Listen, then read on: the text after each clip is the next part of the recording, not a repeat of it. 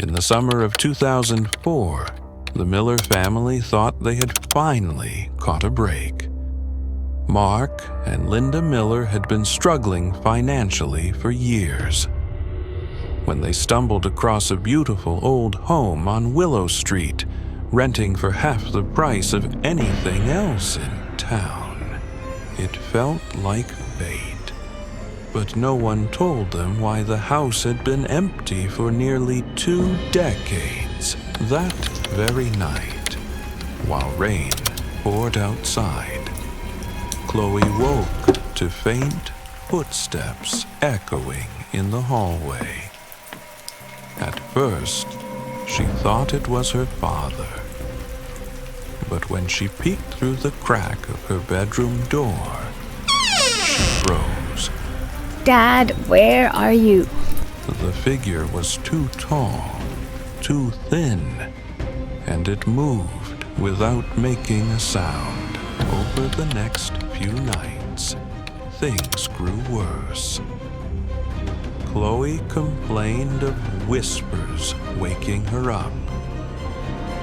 When Linda pressed her for details, the little girl said something no parent ever wants to hear. Mommy, the people in the house don't like us here. Linda brushed it off as nightmares, but she couldn't explain why Chloe's toys were always rearranged into strange circles, or why the family's dog refused to go upstairs. Less than a week later, Mark discovered an old trunk in the attic. Inside were yellowed newspapers from 1984. The headlines chilled him to his core. Family of 3 found dead in Willow Street home. The victims lived in this very house. Authorities never solved the murders. The only clue was a message carved into the wall. They never left. That night, Linda awoke to hear Chloe talking in her room. She rushed in, only to find her daughter sitting cross-legged facing the dark corner. Linda, shaking. Sweetheart, who are you talking to? Chloe, turning slowly. They say they live here too.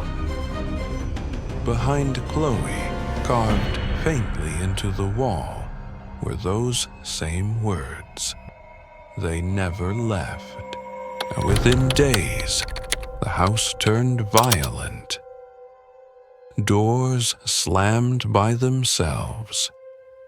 Lights flickered constantly. The mirrors shook as if something were pounding from the other side. But the house did not listen. Neighbors later reported screams coming from the Miller house at exactly 3:07 a.m. By the time police arrived, the front door was wide open. The rooms were destroyed, furniture overturned, glass shattered, and mirrors broken into 100 pieces. The family was gone. Only Chloe's teddy bear remained on the floor. Beside words freshly carved into the wood, "We never left." 16 years later, thrill seekers still break into the house on Willow Street. Some claim they hear a little girl's laughter. Others swear they see a family of 3 staring at them through broken glass. No trace of the Miller family has ever been found. And to this day, the house on Willow Street remains one of Charleston's darkest mysteries.